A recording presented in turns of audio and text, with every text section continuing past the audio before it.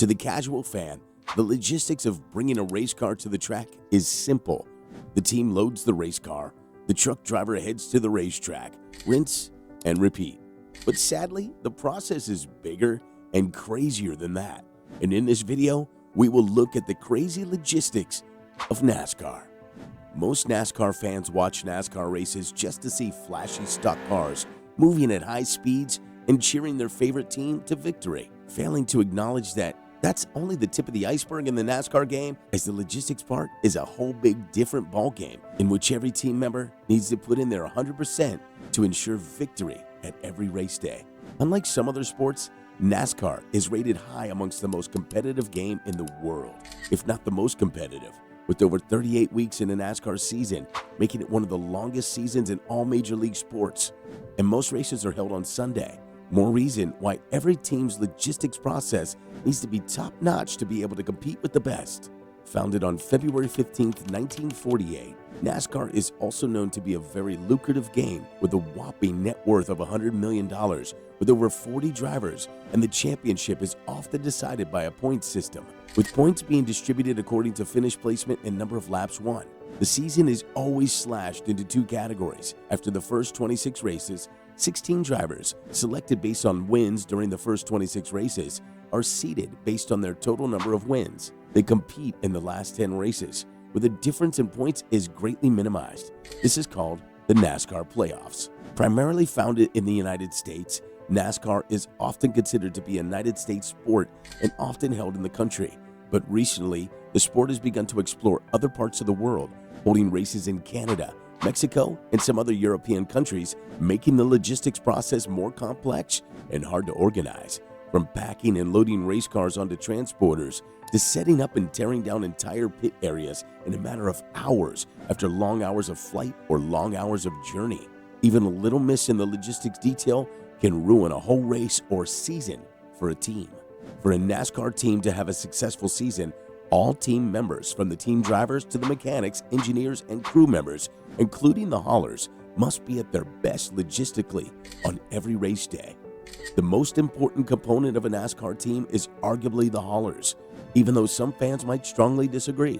This tractor trailer transports the team's race cars and equipment to every track, ensuring all the equipment is in good condition.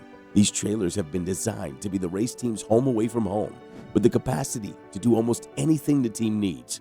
The first modern semi-car hauler was introduced to NASCAR in 1991 by race team owner Richard Childress, who commissioned a trailer for his driver, the legendary Dale Earnhardt. Clearly, getting the highly specialized NASCAR race cars from one race to another presents the teams with a problem.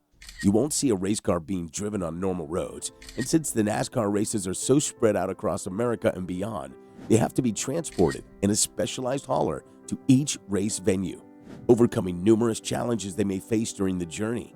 These haulers do much more than simply transport the cars. They function as repair shops, restaurants, meeting rooms, viewing platforms, and storage facilities.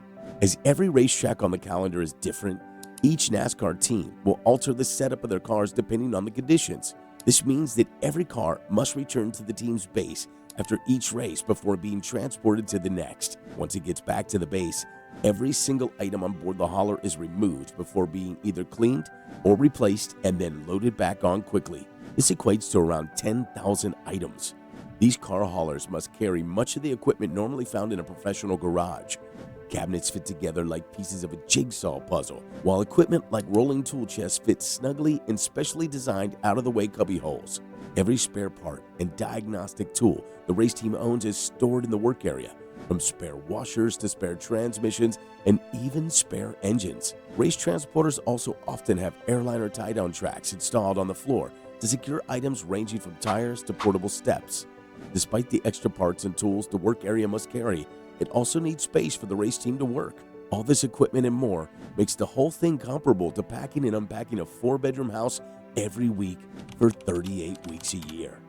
Without the haulers, the drivers would have no feasible way of transporting their cars and would likely be ill-prepared for their next race.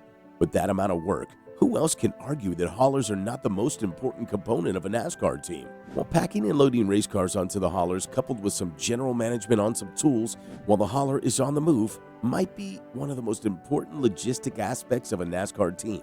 Setting up and tearing down entire pit areas in a matter of hours is another logistical procedure that needs to be carefully attended to ensure everything runs smoothly on race day. In most races, the order of the team's pit boxes is assigned by point standings, race results, or previous qualifying results before the start of the race.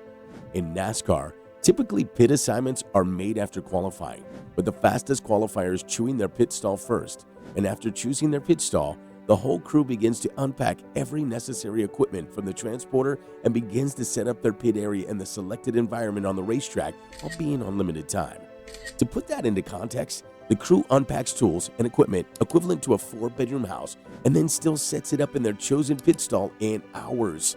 And even during the race, they always need to maintain their 100% to give their team driver a winning chance. Every NASCAR team pit stall crew has a crew chief standing at the helm, leading the pit crew with unwavering expertise. The skilled individual took charge of all aspects of the crew, from car setup to in-race adjustments, ensuring top performance on the track. Alongside race engineers who monitored telemetry, the crew devised pit strategies, calling the shots during intense races. Within the NASCAR regulations, only a few individuals were allowed over the wall to service the race car during pit stops.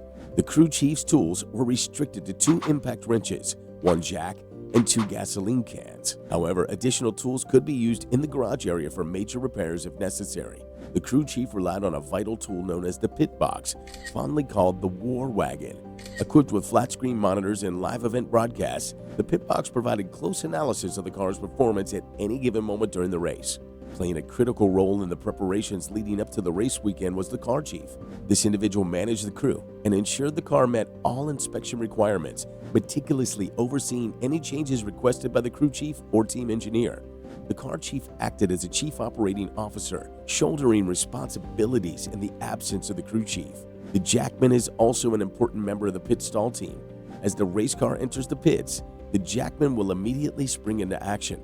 The 22-pound floor jack, the jackman will swiftly lift each side of the car, facilitating the tire replacement process. Additionally, the jackman expertly removed and reinstalled the rear tires while signaling the driver to exit the pits by lowering the car.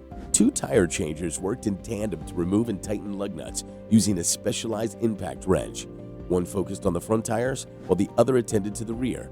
NASCAR regulations demanded 5 traditional lug nuts on each wheel until the 2022 season, requiring careful monitoring by the jackman to ensure all lug nuts made proper contact with the wheel. The fueler, also known as the gas man, took charge of filling the race car with Sunoco Green E15 racing fuel, utilizing a special gas can. During the pit stops, the fueler was usually prohibited from performing additional tasks unless the car didn't require refueling. In such cases, the fueler assisted in removing old tires. The tire carrier was responsible for bringing new outside tires over the pit wall and played a crucial role in pit stops. They swiftly and skillfully removed and installed the front tires within seconds, ensuring a smooth transition. In tire or fender damage cases, the front tire carrier also handled necessary repairs and adjustments, such as cleaning and adding or removing the tape from the grille to modify front-end downforce and engine temperatures. During the race's second half, the utility man emerged as a valuable asset to the pit crew. This individual crossed over the wall, armed with the task of cleaning the windshield, providing the driver with fresh drinking water, and fulfilling any other necessities. In this synchronized ballet of pit crew activities, the crew chief led the charge, orchestrating the team's efforts to ensure optimal performance. From car setup and pit strategies to tire changes and refueling, each member played a vital role, seamlessly transitioning from one task to another within seconds so the driver could get back into the race in no time. Together, they epitomize the spirit of teamwork and precision, striving for victory in the high-octane world of NASCAR. At the end of each race day, the whole team dismantles the whole setup, cleaning up and loading it into the haulers in hours and preparing for the next journey to the next racetrack.